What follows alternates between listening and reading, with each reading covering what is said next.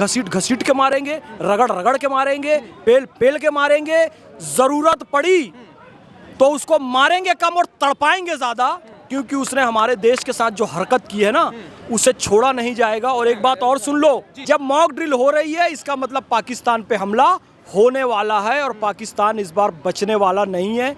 रामचरितमानस में एक बात है, विनय न मानत जल्दी जड़ गए 3 दिन बीत, और बोले राम सकोब तब भय बिन हो ही ना प्रीत, कि अब भय के बिना वो मानेगा नहीं, इसलिए उसकी पिटाई करना जरूरी है। पाकिस्तान के पास परमाणु बम है ही नहीं, वहां पर उसने एक फटाका रख दिया है, जो भी उस बम को दबाएगा वो खुद ही मर जाएगा ब्लास्ट होकर। तो पाकिस्तान का उप प्रधानमंत्री हो, चाहे वहां का बिलावल भुट्टो हो, 47, 65, 71, 99 की गलती को हम कर चुके हैं माफ, इस बार ध्यान रखना अब की बार पाकिस्तान साफ। आज युद्ध का समय है, देश के साथ खड़े होने का समय है। तो पाकिस्तान की होने वाली है नीलामी और पाकिस्तान खत्म होने वाला है। तो पाकिस्तान के लोग इस गलतफहमी में ना रहें। नमस्कार दोस्तों, स्वागत है आप सभी का पब्लिक मित्र पर। मैं हूं आपके साथ विमल त्यागी। युद्ध का सायरन बज चुका है, मॉक ड्रिल हो रही है। अब क्या पाकिस्तान का अंतिम समय नज़दीक है, इसी विषय पर बातचीत करेंगे। मेरे साथ फैज खान साहब मौजूद हैं। सर, बहुत बहुत स्वागत है आपका हमारे चैनल पर। क्या लगता है कि युद्ध का सायरन बज चुका है, पाकिस्तान का समय अब नज़दीक है, अंत होने का समय क्या अब नज़दीक लगता है? बिस्मिल्लाहिर्रहमानिर्रहीम, रब्बि इश्रह ली सदरी व यस्सिर ली अमरी वहलुल उक़दतन मिन लिसानी यफ़क़हू क़ौली। बिरादरान हिंद, अस्सलाम वालेकुम रहमतुल्लाहि व बरकातहू। भारत माता की जय, वंदे मातरम। देखिए, एक शास्त्रों में बात कही गई है कि जिसका जन्म होता है उसकी मृत्यु होना निश्चित है। पाकिस्तान के जन्म की तिथि है 14-15 अगस्त की मध्य रात्रि 1947 को। तो जन्म हुआ है, जन्म हुआ यानी कि मृत्यु होगी। पैदा होते ही मरने वाला था 47 में, नेहरू जी की नीतियों के कारण बच गया। फिर मरने वाला था 1965 में, फिर उसे माफ कर दिया। फिर काट के अलग किया बांग्लादेश को, मार देते, गर्दन भी काटते पाकिस्तान की। फिर बच गया 71 में, 99 में फिर गलती किया, फिर बच गया। तो अब पाकिस्तान ध्यान रखे, 47, 65, 71, 99 की गलती को हम कर चुके हैं माफ, इस बार ध्यान रखना अब की बार पाकिस्तान साफ। उसकी मृत्यु की डेट लिखी जा चुकी है। और देख लीजिए, मॉक ड्रिल भारत में चल रही है। मॉक ड्रिल चल रही है क्या मतलब? कि हम तैयारी कर रहे हैं। हम तैयारी कर रहे हैं, किस चीज़ की तैयारी कर रहे हैं? कि युद्ध होगा तो भारत की जनता क्या करेगी, कैसे करेगी, सेना क्या करेगी, हमारे देश की सेना कैसे हथियारों को चलाएगी, कैसे बम को चलाएगी, और जनता को उस समय कैसे करना है, ये सब मॉक ड्रिल में किया जाएगा। अब जब मॉक ड्रिल में ये सब करवा लोगे और असली युद्ध नहीं करोगे तो ना जनता मानेगी ना सेना मानेगी। जब मॉक ड्रिल हो रही है इसका मतलब पाकिस्तान पे हमला होने वाला है और पाकिस्तान इस बार बचने वाला नहीं है। क्योंकि बहुत, देखिए, कुरान शरीफ एक बात कहती है, एहसान का बदला एहसान से देना चाहिए। हमने एहसान किया, 1960 से उसको सिंधु का जल पिलाया, झेलम का जल पिलाया, सतलज का जल पिलाया, चेनाब का जल पिलाया, रावी का जल पिलाया, जल उसे पिलाया। उसने एहसान का बदला एहसान फरामोशी से दिया और हमारे लोगों का खून बहाया। हमारा पानी पीकर हमारे लोगों का खून बहाया। तो एहसान का बदला एहसान फरामोशी से दिया।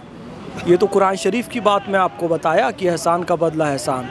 और रामचरितमानस में एक बात है, विनय न मानत जल्दी जड़ गए 3 दिन बीत, और बोले राम सकोब तब भय बिन हो ही ना प्रीत, कि अब भय के बिना वो मानेगा नहीं, इसलिए उसकी पिटाई करना जरूरी है। घसीट घसीट के मारेंगे, रगड़ रगड़ के मारेंगे, पेल पेल के मारेंगे, जरूरत पड़ी तो उसको मारेंगे कम और तड़पाएंगे ज़्यादा, क्योंकि उसने हमारे देश के साथ जो हरकत की है ना, उसे छोड़ा नहीं जाएगा। और एक बात और सुन लो, पाकिस्तान के बहुत सारे सपोर्टर भारत के अंदर भी हैं। जब पाकिस्तान को घसीटने की बात होती है ना, तो उनके सीने पे सांप लौटता है। नहीं, पाकिस्तान के साथ ऐसा नहीं करना। पाकिस्तान को तो घसीट के मारेंगे, और पाकिस्तान के जो सपोर्टर भारत के अंदर पल रहे हैं ना, वो सब जेल पे जाएंगे। चाहे वो नेहा सिंह राठौर हो, जिसका इस्तेमाल पाकिस्तान कर रहा है, चाहे ये खड़गे का बयान हो, चाहे वाड्रा का बयान हो, चाहे वो अजय राय का बयान हो, जिनके बयानों से लगातार पाकिस्तान को सपोर्ट मिल रहा है, इनमें से कोई भी बख्शा नहीं जाएगा। ये बताओ, जब हिंदुस्तान की विजय की बात होती है, भारत माता की जय की बात होती है, अगर तुम्हें खुशी होती है तो तुम देशभक्त हो, और तुम्हारे सीने में सांप लौटता है तो तुम गद्दार हो, और तुम कहते हो भारत माता की जय नहीं बोलोगे, जय फिलिस्तीन बोलोगे, तुम गद्दार हो।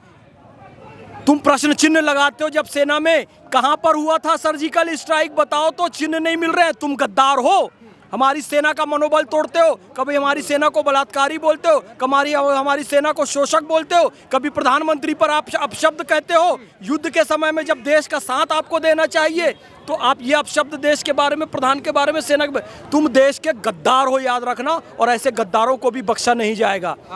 आप ये कह रहे हैं कि पाकिस्तान का बस अंत नज़दीक है, रगड़ रगड़ के घसीट के मारेंगे। वो तो बमों की धमकी दे रहा है कि हमारे पास परमाणु बम है।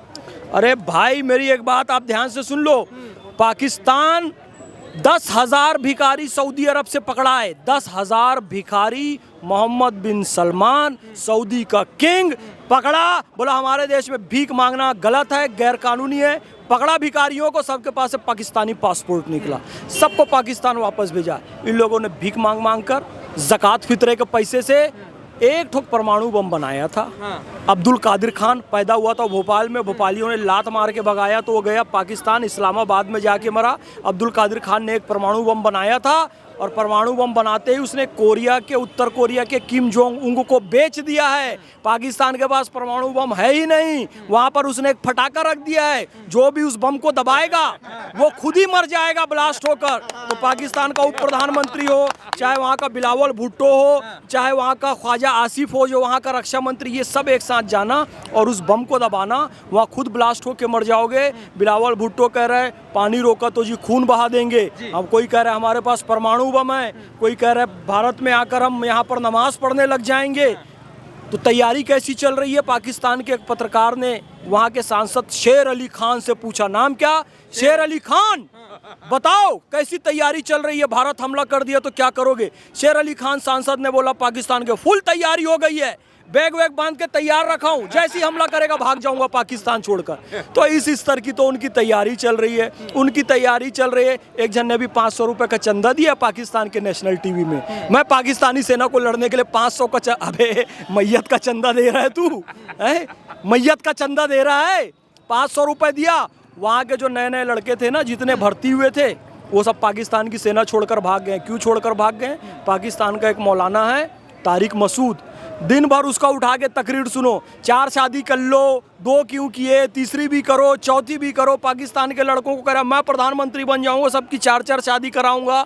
अब पाकिस्तान के जो नए लड़के भर्ती हुए थे पाकिस्तान की आर्मी में, बोले यार हमारी तो एक भी नहीं हुई है, अब इंडिया हमला करेगा मर जाएंगे, भैया भागो। पाकिस्तान की सेना आधी ज़्यादा छोड़ के भाग चुकी है। तो पाकिस्तान के न्यूज़ चैनल में उनका एक आर्मी हेड आके कह रहा है, पाकिस्तान के पुराने सैनिकों जो 50 साल 60 साल के रिटायर हो चुके हो, तुम्हारे पास कोई फटी पुरानी वर्दी है तो निकाल के 2 धागे प्रेस करके रेडी रखो। तुम्हारे पास कोई जंग खाया हुआ हथियार है तो उसको निकाल के तेल वेल लगा कर रखो। कहने का मतलब ये है कि उनके पास सैनिक भी नहीं है, उनके पास हथियार भी नहीं है, उनके पास वर्दी भी नहीं है, उनके पास कुछ भी नहीं बचा है। तो ये जो कह रहे हैं ना परमाणु बम की, वो धमकी है, गीदड़ भपकी है।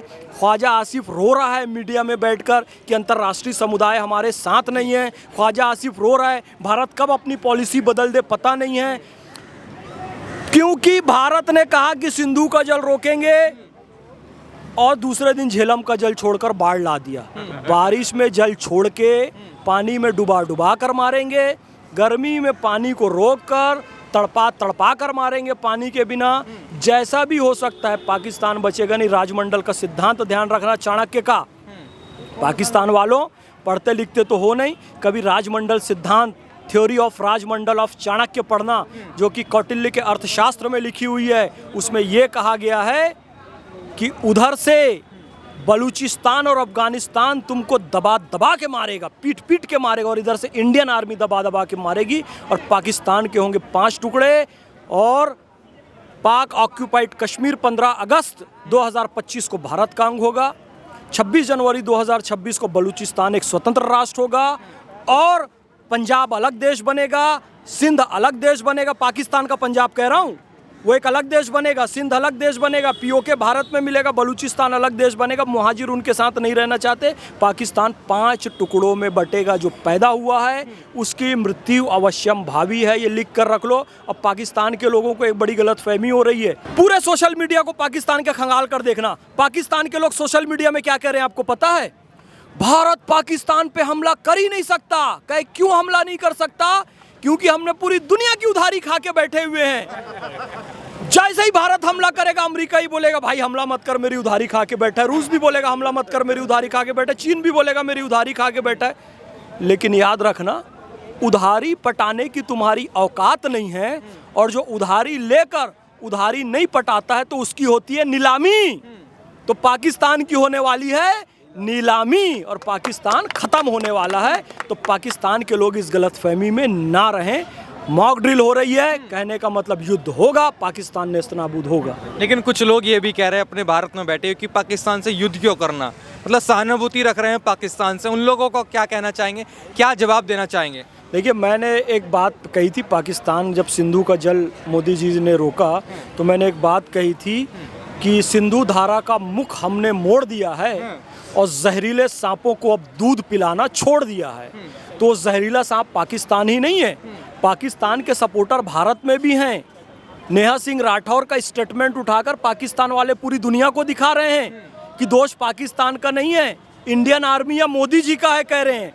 ऐसे बहुत सारे लोग यहाँ पर बैठे हैं, चाहे वो रॉबर्ट वाड्रा हो, चाहे वो अजय राय हो, चाहे वो अखिलेश हो, चाहे मल्लिकार्जुन खड़गे हो। इनके सारे स्टेटमेंट उठाकर देख लो। प्रधानमंत्री और इंडियन आर्मी का मनोबल गिराने वाला स्टेटमेंट है।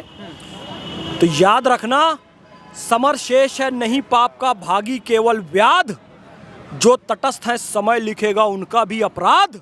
आज युद्ध का समय है, देश के साथ खड़े होने का समय है। जंगल में आग लगी तो सारे जानवर भागने लगे। एक नन्ही सी चिड़िया जाती है नदी से, एक बूंद पानी अपनी चोंच में उठाकर लाती है और जंगल की आग में डालती है। फिर नदी में जाती है और एक बूंद पानी उठाकर जंगल की आग में डालती है। सारे जानवर कहते हैं अरे चिड़िया, तेरे एक एक बूंद पानी डालने से जंगल की आग थोड़ी बुझेगी। चिड़िया कहती है मुझे पता है, मेरे एक बूंद पानी डालने से जंगल की आग बुझेगी या नहीं बुझेगी वो अलग बात है, लेकिन जब जंगल का इतिहास लिखा जाएगा तो मेरा नाम जंगल की रक्षा करने वालों में होगा, जंगल की हिफाजत करने वालों में होगा। जहां का मैंने दाना पानी खाया उसकी रक्षा करने वालों में मेरा नाम होगा। खड़े होकर तमाशा देखने वालों में नाम नहीं होगा, खड़े होकर गाली बकने वालों में नाम नहीं होगा, जंगल को आग लगाने वालों में नाम नहीं होगा। तो देश को जो लोग आग लगा रहे हैं, देश का तमाशा जो लोग देख रहे हैं, जो अपने देश के खिलाफ कर रहे हैं, इतिहास में उनका भी नाम लिखा जाएगा, गद्दार ये लिखा जाएगा। तो क्या ये वाकई में वो समय है कि अब संपूर्ण इलाज पाकिस्तान का होने वाला है, सरकार मजबूत से उसका इलाज करने वाला है? क्या वो आखिरी समय यही है? अरे बिल्कुल आखिरी समय है। जो एहसान फरामोश देश है, जो हमारे पानी पीकर हमारे लोगों का खून बहा रहा है, तो उसका अंत तो होना ही है। और एहसान फरामोशी का आलम देखिए, पाकिस्तान का लड़का अच्छी पढ़ाई करने के लिए आया, 17 साल से भारत में रह रहा था, अभी सबको पता चल रहा है। ये लोग अच्छा इलाज कराना है तो भारत आना है, पढ़ाई करना है तो भारत आना है, फिल्मों में काम करना है तो भारत आना है, गाना गाना है तो भारत आना है, क्रिकेट खेलना है तो भारत आना है, किताब का विमोचन करना है तो भारत आना है, ख्वाजा गरीब नवाज की दरगाह जाना है तो भारत आना है, जामा मस्जिद देखना है तो भारत आना है, ताजमहल देखना है तो भारत आना है, और तो और शादी करना है तो भारत आना है, बच्चे पैदा करना है तो भारत आना है, आयुष्मान कार्ड योजना का लाभ लेना है तो भारत आना है, वोटर ID चाहिए तो भारत आना है, उज्ज्वला योजना का गैस चाहिए तो भारत आना है, और तो और बच्चा पैदा करने के लिए मातृत्व योजना के तहत पैसा चाहिए तो भी पाकिस्तान की औरतें आके यहाँ पैसा ले रही हैं। अबे हम हर काम करने के लिए जब भारत आना है तो पाकिस्तान बनाया क्यों? बम बनाने के लिए उसको फोड़ने भी भारत आना है। तो भाई भारत हर चीज़ के लिए आना है, तो तुम अब एक काम करो, बॉर्डर हटा दो और अखंड भारत में शामिल हो जाओ। बोलो जय हिंद, भारत माता की जय, हिंदुस्तान जिंदाबाद।